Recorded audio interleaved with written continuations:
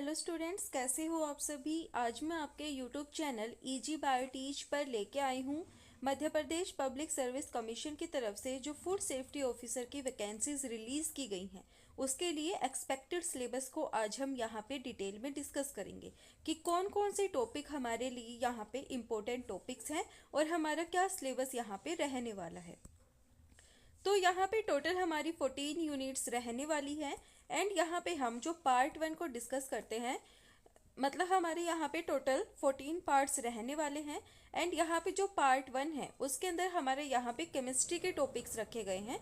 हमें यहाँ पे कोर केमिस्ट्री को कवर करना है, यानी कि हमारे टॉपिक्स हैं जैसे कि phenols, aldehydes, ketones, concept like pH, thermochemistry, surface tension. इसके बाद हमारा है प्यूरिफिकेशन एंड एनालिसिस मेथड्स को भी हमें यहाँ पे स्टडी करना है और जो हाइड्रोकार्बन्स और अल्कोहल्स हैं उनको भी हमें यहाँ पे स्टडी करना है। ये हमारा है यहाँ पे पार्ट 1 एंड यहाँ पे हमें केमिस्ट्री को कवर करना है। फिर हमारा है यहाँ पे पार्ट 2, यहाँ पे हमारा माइक्रोबायोलॉजी, फूड माइक्रोबायोलॉजी के बारे में बताया गया है। जो फूड माइक्रोबायोलॉजी है उसके अंदर जो हमारे इंपॉर्टेंट टॉपिक्स हैं लाइक जैसे food spoilage of micro organism, type of fermentation, preparation of products जैसे कि विनेगर हो गया, शॉर्करेट हो गया, सोया सॉस हो गया। एंड इसके बाद हमें यहाँ पे also the examine standards and sources of micro organism in food, वो भी हमें यहाँ पे कवर करने हैं। तो ये है हमारे यहाँ पे main topics of food microbiology. फिर हमारे यहाँ पे आता है पार्ट 3, यहाँ पे हमें कवर करना है मेटाबॉलिज्म।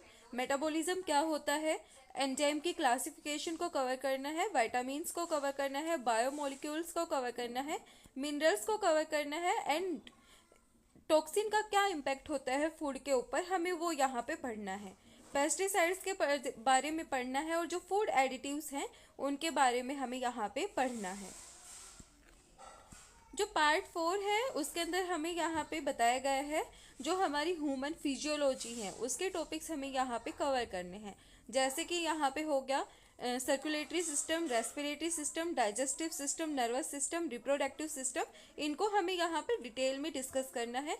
उसके बाद हमें यहाँ पे कुछ एक टॉपिक्स दिए गए हैं जैसे immunity, type of cells, common disease causing जो पैथोजेंस होते हैं और उनकी वजह से कौन सी डेफिशिएंसीज होती हैं वो हमें यहाँ पे पढ़ना है।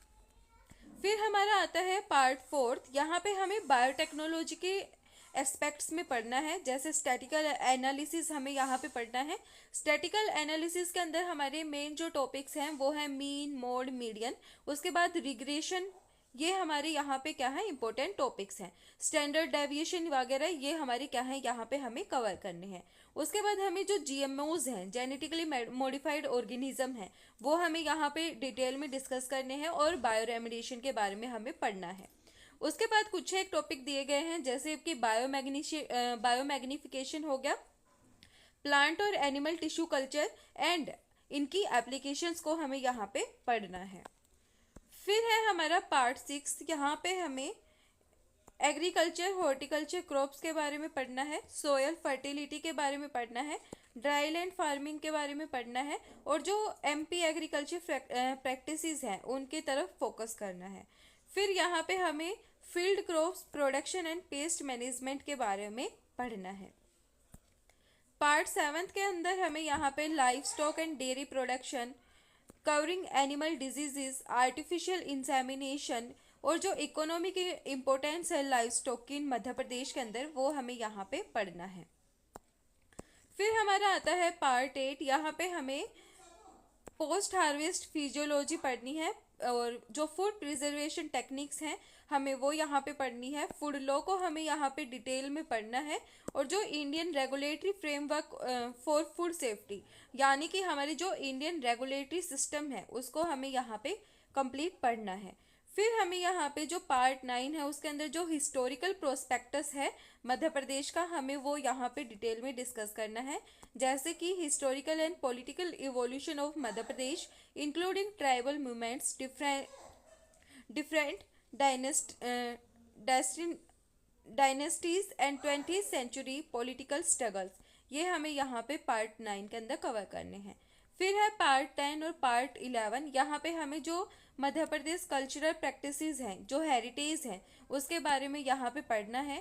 फोक म्यूजिक हमें यहाँ पे पढ़ना है, डांस पढ़ने हैं, ड्रामा, आर्किटेक्चरल अचीवमेंट्स के बारे में हमें यहाँ पे पढ़ना है। पार्ट 11 में यहाँ पे हमें जो रिलीजियस और लिंग्विस्टिक डाइवर्सिटी है मध्य प्रदेश की, हमें वो यहाँ पे पढ़ना है। लिटरली लिटरेरी ट्रेडिशन के बारे में पढ़ना है, कवरिंग सेंट्स के बारे में हमें यहाँ पे पढ़ना है। पार्ट 12 में हमें यहाँ पे जो जोग्राफिकल ट्रॉपिक्स हैं, क्लाइमेट हो गया, सोयल हो गया, फॉरेस्ट हो गया, रिवर हो गया, डेमोग्राफिक फीचर ऑफ मध्य प्रदेश, ये हमें यहाँ पे पढ़ना है। जो पार्ट 13 है हमारे यहाँ पे, वहाँ पे हमें जो एग्रो बेस्ड इंडस्ट्रीज हैं, पावर्टी हैं, अनएम्प्लॉयमेंट है, मिनरल, रेन्यूएबल और नॉन रेन्यूएबल एनर्जी सोर्सेज को हमें यहाँ पे पढ़ना है। फिर हमारा आता है पार्ट 14, जो कि हमारा लास्ट पार्ट है। यहाँ पे हमें जो करंट इवेंट्स हैं, organisation of international and international importance हैं, वो हमें यहाँ पे मध्य प्रदेश के पढ़ने हैं। Focusing on their impact on Madhya Pradesh and beyond, ये सब हमें यहाँ पे कवर करना है और ये हमारा मेन सिलेबस है और ये हमारे इम्पोर्टेंट टॉपिक्स हैं जो कि हमें यहाँ पे एग्ज़ाम के लिए कवर करने ही करने हैं। और इसके साथ साथ हमारे जो फूड से रिलेटेड जो मध्य प्रदेश में अभी जो काम हो रहा है, उनके हमें यहाँ पे क्या करने हैं, जो करंट इवेंट्स हैं उनको हमें यहाँ पे पढ़ना है। तो वीडियो पसंद आए तो लाइक, शेयर एंड सब्सक्राइब जरूर करना। Thank you.